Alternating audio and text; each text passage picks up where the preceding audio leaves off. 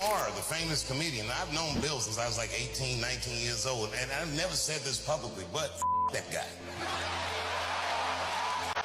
I'm so tired of this little smug cracker commentary. And I'm not mad that he did this. You know what? Me and the president, we have a complicated relationship. Goes back to the orangutan lawsuit. You know, this has been going on a long time, so him trying to block me from getting it, I respect the move. I respect them. Keep the game going, baby. Okay. We're cringing. We're cringing. And I don't want to be a conspiracy theorist, but I find it interesting that this award was created at the same time the news broke that Bill Maher is receiving this year's Mark Twain Prize. Oh.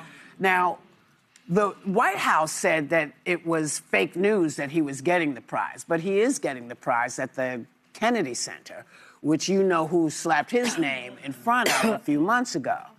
So I don't... I've never seen somebody who was so needy. This is the most snowflakiest president I've ever seen. Even though I see that we're back to him calling me a jerk and I'm a lightweight ratings loser, get it off your chest, big man. Okay, I'm totally fine with that. I was proud of these last insults you gave me. I added them to the list of insults that I brought to the White House that you signed graciously when I was there. Yeah.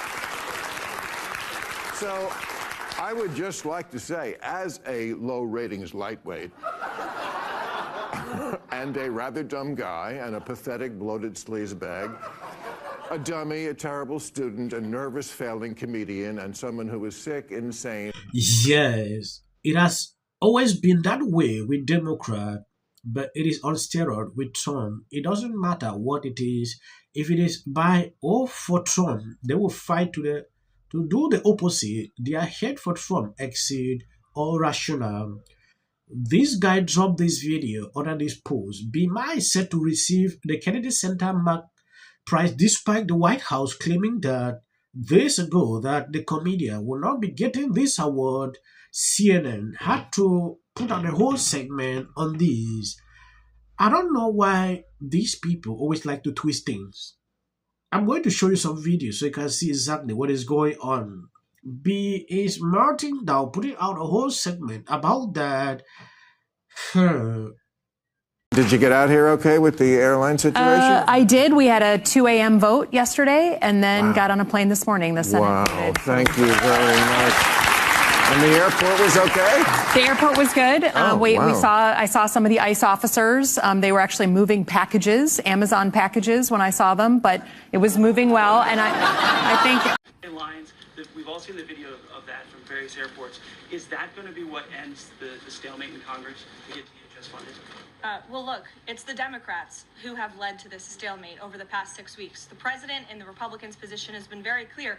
Fund the Department of Homeland Security. And we have attempted in good faith numerous times, both the president himself and lawmakers on the Republican side on Capitol Hill, to go to the Democrats with reasonable offers, with real solutions. They'll ask for something, we'll give them that concession, and then they say, oh, wait, that's not enough, actually. So I think that's why I said earlier, the cruelty is the point. They want this chaos. They want to distract, I think, from the success of our military overseas right now, totally obliterating the Iranian regime. So I think she's partially right. I think that's a side effect of what they want. I think there's 3 different things Democrats are trying to accomplish. And I'm not saying them in any particular order. Simple truth is this. These people don't want to hear something like this. Like ICE is doing something great. They just want every person that is appearing on television to disagree with ICE, insult them, say some ridiculous things, how ICE is doing this, doing that. If you don't understand the tactics of these people want to leverage on ICE, like maybe they should reduce certain policies that can limit them removing people out of the country. That is a strategy I realize with these people. I don't know if you actually see what I'm saying. I'm going to be very blunt with everybody, as it seems like not enough people are talking about the fact that what is going on with our airports right now with TSA and with ICE is that this is all part of the plan to prevent us from leaving the country. Historically, this is exactly what authoritarian regimes do as they're consolidating power. They start to prevent their citizens from leaving the country. Today, Trump was presented with a solution to fix everything that's happening right now. He was offered funding to pay these TSA workers to come in and finally do their jobs and fix these lines that are now wrapping around the airport, such as in Houston, and he denied it. And you know what he wants to do instead? He says that if ICE isn't enough, he's going to deploy the National Guard. He is wanting to militarize, fully militarize our airports. And from what we've seen today, these agents have only been out since this morning. They are already patrolling parking lots. They're at the entrances of the airport before security, before TSA. And they're checking people's IDs.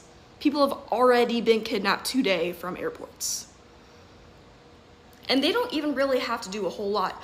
Just knowing that that sort of presence is at our airports is going to instill fear in a lot of people and prevent people from even trying to leave. They don't have to do a whole lot. They just have to put their people in there, and it will scare enough people to prevent them from leaving. And eventually it's just going to keep getting worse. It will always keep getting worse and worse and worse. Yes, this fair-skinned Libra claimed there is a conspiracy on why ICE is at the airport and is trying her hardest to inform everyone about it. It is the beginning of an authoritarian regime claiming they are there to prevent people from leaving. I don't understand. When you take a look at what she said on this video, does it even make sense? ICE is there every single day to remove people out of the country who are not legally registered or who committed crimes, things like that. At some point, they will always like to twist the narrative in such a way that their followers will pick it up and start spreading lies on social media. Is that the essence? I don't know why these people don't even do research. They just carry these talking points, start spreading on social media. It gets crazy every single time when I see videos like this. You know when it says, signed, you're a narcissist? It's like, create an award just for yourself. Yes. Yes. Scroll through the other side. Well, I have an award for Trump. The Pinocchio Award. Well, I think... I know that the Kennedy Center does usually give the Mark Twain Award. I know that you are. No, they actually don't. It's held in the Kennedy Center. It's held in the Kennedy Center. But it is not given. Yes, there I am with my Mark Twain. Past Mark Twain Award winners include people like yourself. We're talking about Billy Crystal, Lily Tomlin, Dave Chappelle, Jon Stewart. Now that it's being held at the Trump Kennedy Center, excuse me, I'm sorry. It seems to me that the question is, should Bill Maher accept this award? It used to air on PBS, I think, when you received it. I want to appreciate people supporting, sharing out the videos. As of the short clips you see at the end, that is for the white algorithm. You can always share the videos. For people asking me, why do you push short clips? That is for the white algorithm. They hardly recommend videos on this channel. This is a sick person in the first. I was there, and it was as horrific as I thought it would be. She wasn't the only one.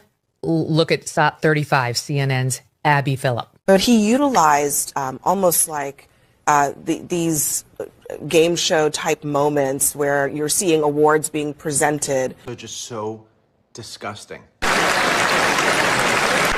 Of course, he chose Amy Coney Barrett for the bench. She was one of the justices who did not vote in his favor and did not shake her hand there. Ruled against. All right, these little drama queens. Here's the video.